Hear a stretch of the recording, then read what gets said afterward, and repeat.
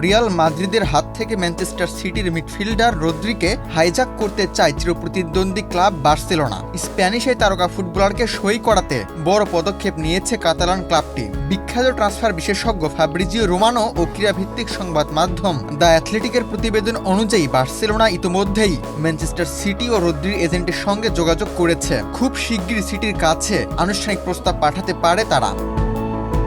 রদ্রিগে নিয়ে রিয়াল মাদ্রিদের সঙ্গে সিটির আলোচনা বেশ কয়েক সপ্তাহ ধরেই চলছে। Gold's Gym across 30+ countries with over 700+ locations worldwide. Train anywhere, belong everywhere.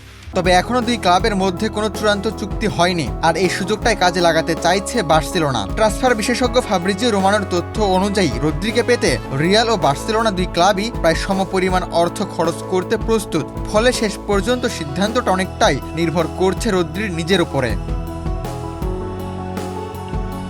রদ্রির জন্য শুরুতে প্রায় 75 মিলিয়ন ইউরো চেয়েছিল ম্যানচেস্টার সিটি। বিপরীতে রিয়াল মাদ্রিদ প্রাথমিকভাবে প্রায় 40 মিলিয়ন ইউরোর প্রস্তাব দিয়েছিল বলে জানা গেছে।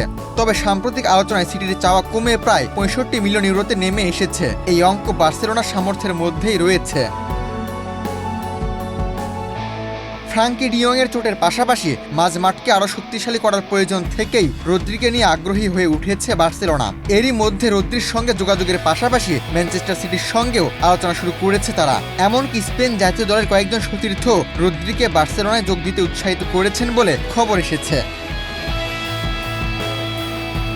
অন্যদিকে রিয়াল মাদ্রিদের জন্য বড় বাধা হয়ে দাঁড়িয়েছে তাদের বর্তমান স্কোয়াডের খেলোয়াড়দের বিক্রি করতে না পারা। বেশ কয়েকজন খেলোয়াড়কে বিক্রি করতে চাইলেও তারা ক্লাব ছাড়তে রাজি নন। ফলে নতুন খেলোয়াড় সই করানোর ক্ষেত্রে মাদ্রিদের আর্থিক ও স্কোয়াড সংক্রান্ত কিছু সীমাবদ্ধতা রয়েছে, আর সেই সুযোগটিকে কাজে লাগাতে চাইছে বার্সেলোনা।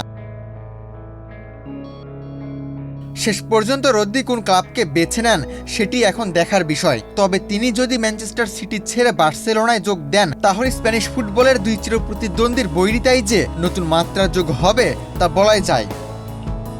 আবু তালহা, বাংলাদেশ প্রতিদিন।